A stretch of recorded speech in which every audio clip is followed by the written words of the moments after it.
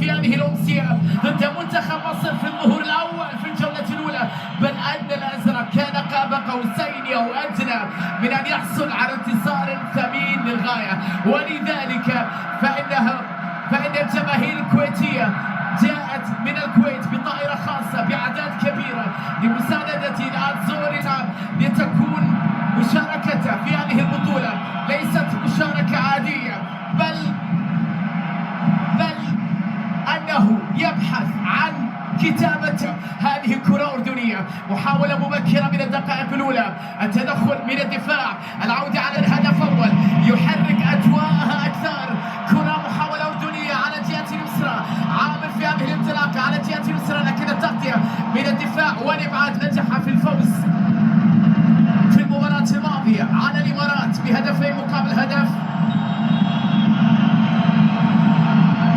المنتخب الكويتي في ظهوره الأول تعادل ضد المنتخب المصري، والكرة في الأخير تحولت بالانتصار الذي سيعني ثاني المتأهلين بعد المنتخب السعودي. كرة عرضية خطيرة لكنها مرت. أول فرصة وكانت قريبة، أول محاولة وكانت على أعتاب المرمى. شوف اللقطة كانت من علي عنوان. طبعا اليوم مع الكويت محاولة لتقديم بطولة جيدة. كرة طويلة لليلى. تاريخيا مواجهات المنتخبين شهدت العديد من النتائج الكبيرة من المباريات الممتعة حتى، ولكن الأفضلية الكويت على مستوى المواجهات التي جاءت اليمنى.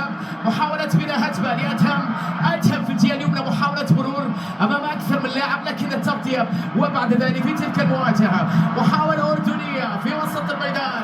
أخطر اللاعبين علي علوان تصل مرة أخرى لعلي جهة اليمين، يبحث عن ينزل لكن التغطية من الدفاع لا زالت للنشامة في هذه الكرة، لكن الإبعاد بعد ذلك أثناء الدفاع الأردني بعدد أكبر من اللاعبين ثم اعتماد أكثر على المرتدات، لكن كرة على حدود المنطقة خطيرة باتجاه ياسر تسديدة لكنها جاءت بعيدة، وفي الأخير تحولت إلى ضربة مرمى للمنتخب الكويتي.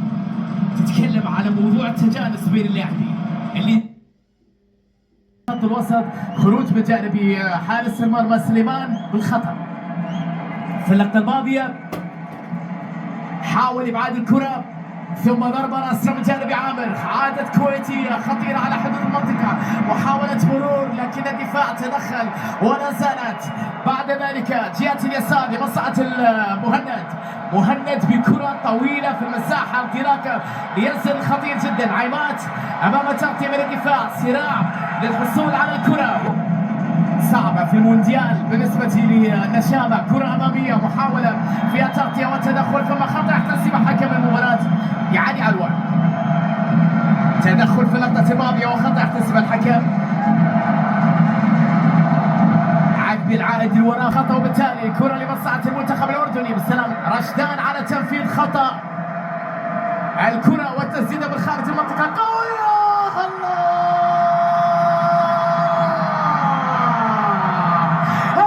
أردني بتسديدة قوية. الله على اللقطة، صاروخ أردني قوية. اللقطة الأخيرة بقوة من خارج منطقة الجزاء. يا إلهي على الكرة، يا إلهي على التسديدة، يا إلهي على اللقطة. الهدف الأول كان من أبو الذهب.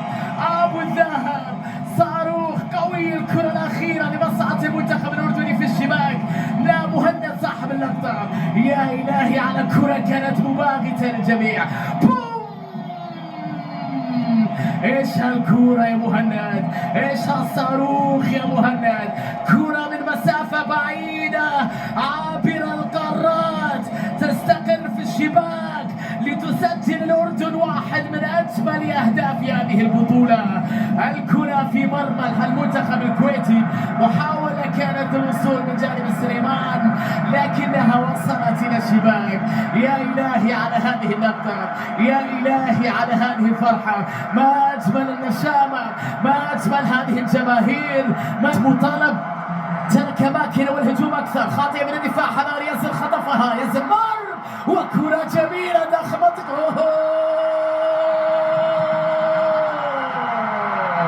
يا إلهي على لقطة، لا زالت أردنية في الجهة اليمنى بتسديدة. يا الله،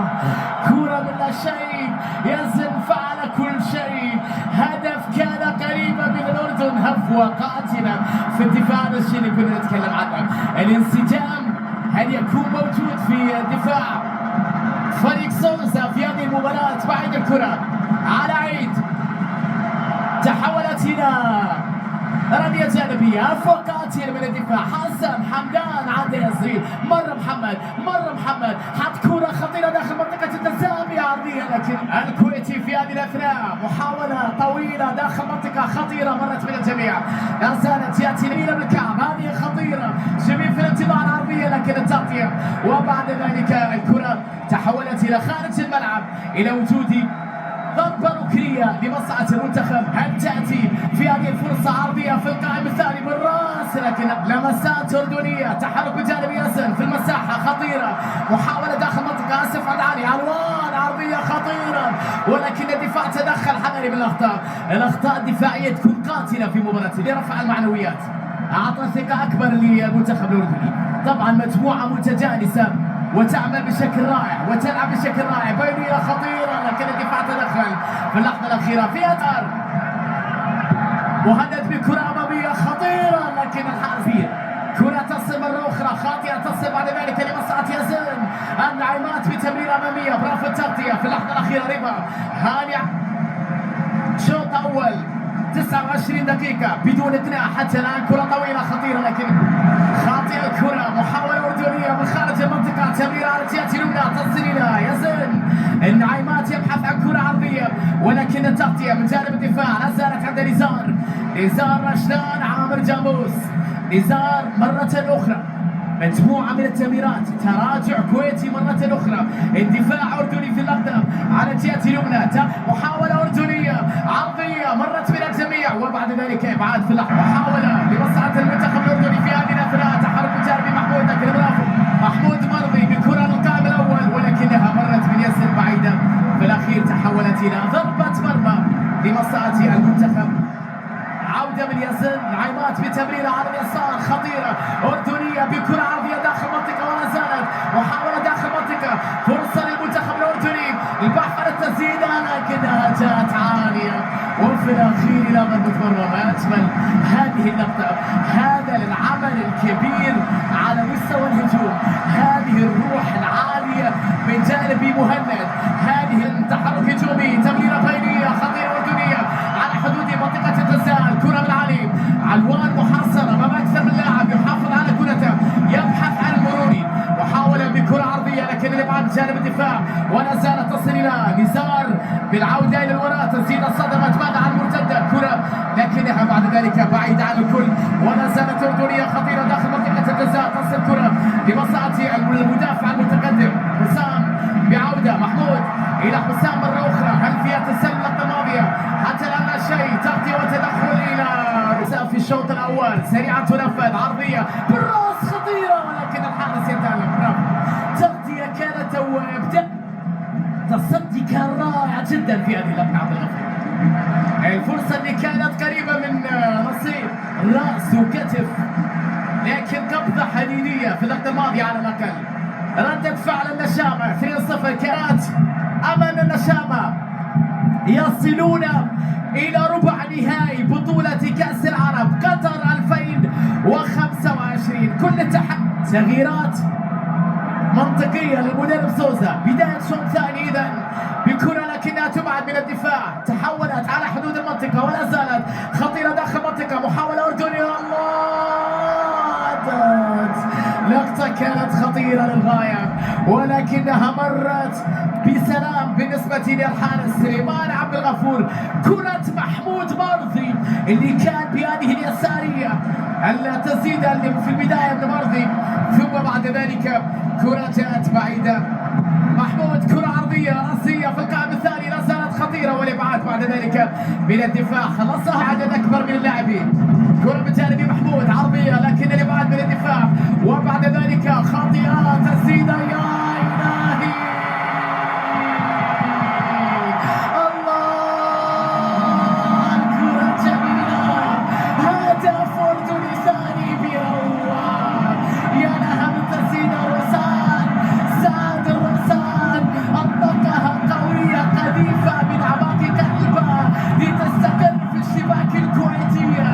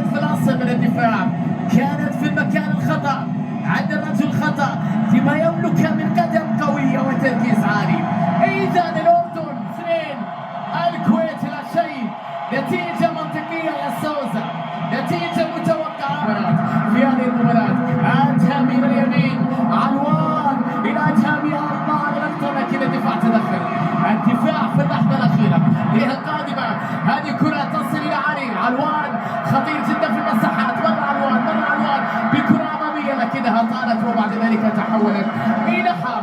عدد حام امام اكثر من لاعب بعمل جميل جهه اليمين عند عيد الرشيد يحاول ان يمر لكن التغطيه من الدفاع ولا زالت كويتيه ثم بعد ذلك صافره يتعلقون في ملاعب قطر يقدمون كاس عربيه رائعه. محاوله اردنيه اخرى بكره عرضيه بالراس خطيره والثالث الله يا اردن كره اردنيه جميله يا عيني. الهدف الثالث للنشامه بافوق ركعتين من الدفاع. ما هذا يا اردن؟ ما هذه المتعه؟ ما هذه الكره الجماعيه؟ ما هذه الكره الجميله؟ النشامه يضربون يمتعون يتألقون يسجلون يحتفلون ويصلون إلى هدف ثالث أمام دفاع كويتي يعاني الأمرين. شوف الكرة مرة أخرى، شوف اللقطة مرة أخرى، هذه العرضية وهنا المتابعة الجميلة وسجل علوان الهدف الثالث ليكون العنوان منتخب أردني في ربع النهائي. الكرة الأردنية الممتعة النشامة يقدمون بعد العودة إلى لقطة الفيديو. ماذا قرر حكم المباراة؟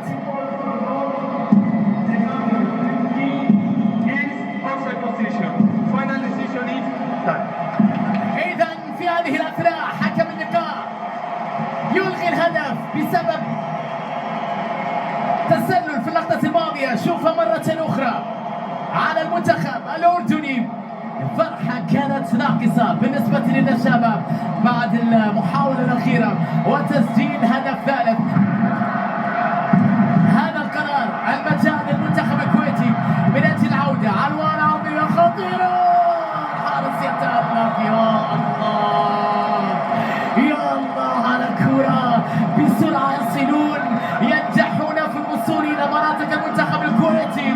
عبد الغفور خلص الكرة من حلق المرمى. نادي المشاكل سوسة عرضية خطيرة أردنية بالراس كذا جاتها لتقديم أداء أفضل. كرة عودة مرة أخرى أردنية بتمريرها للأمام خطيرة جدا باتجاه علوان. 1 على 1 علوان يحاول أن يمر بتسديد لكن الدفاع يتدخل. إلى حال أيضا خاطئة يكسبها عامر. تمريرة تصل إلى علوان على حدود المنطقة. مرة علوان خطيرة ياسر عدى ياسر يحاول يبحث عن حل لكن التغطية من الدفاع. وبعد ذلك في اللحظة الأخيرة سرعة استرجاع كرة غير عادية. الفريق الأردني بيامس يحاول تغيير اتجاه اللاعب أقصى اليسار بروعة.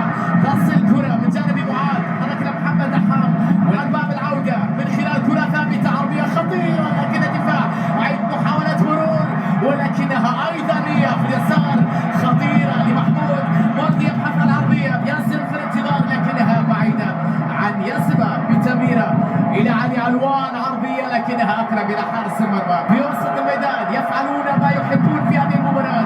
منتخب أردني رائع تسديدة لكن أصيب. محاولة بكرة نحو القائم الأول خطيرة داخل المنطقة إبعاد من جانب الدفاع وبعد ذلك الكرة تصل للفريق الأردني مرة أخرى. عودة يحاول أن يمر رافد دحام تدخل وفي الأخير إلى وجود ضربة مرمى للمنتخب الكويتي. مرت الأمور على حالها. مهند أبو طه يلعب كرة عرضية في القائم الثاني لمصلحة المنتخب الأردني. تصل بعد تمريرة الرد جميلة على اليسار خطيرة باتجاه دحام عرضية خطيرة كويتية لكن الدفاع تدخل. فرصة كتركيز لمسة أمامية تصل إلى علوان خطيرة جدا الأردنية. حصل على المساحة يلعب كرة عرضية ولكن الدفاع يتدخل في اللحظة الأخيرة. تصل بعد ذلك إلى ياسر. انعامات لمنتخب الأردن بلمسة إلى علوان في مكان خطير بكرة عرضية لكن الدفاع تدخل وبعد ذلك إلى رمية جانبية. عودة على تنفيذ ركنية ومحاولة في القائم الأول لكن الإبعادية وتدخل. تصل إلى دحام عودة للوراء طويل يمين مرة أخرى علوان خطيرة أمامية وكرة لكنها عالية. فرصة أردنية جميلة ولكنها مرت بالعودة بعد تمريرة لاعب شاب محاولة كويتية في هذه اللقطة بكرة عرضية داخل منطقة بالراس جميلة وهدف كويتي أول. الله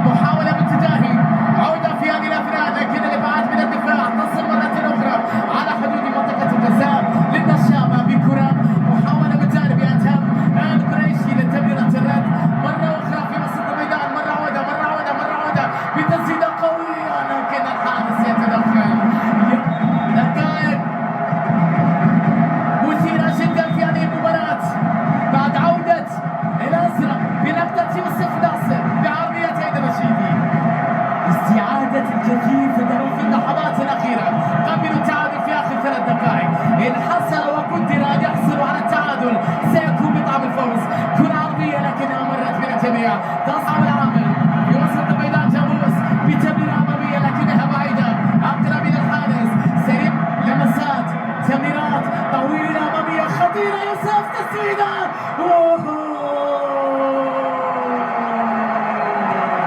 يا إلهي على نقطة.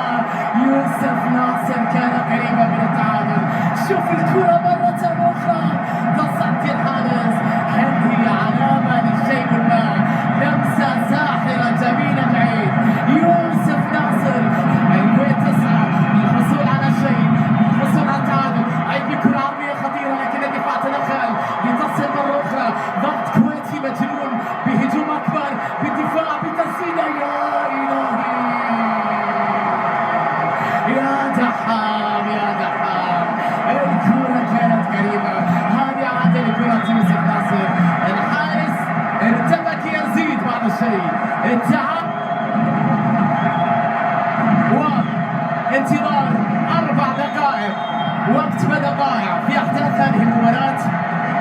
لقطة كانت من جانب يوسف ناصر بارتقاء رائع جدا بضربة رأسية هائلة في زاوية مستحيلة يزيد ولا نوير ولا مين كان ولا حتى بوفون. ارتقاء عالي وضربة في زاوية سريعة أردنية.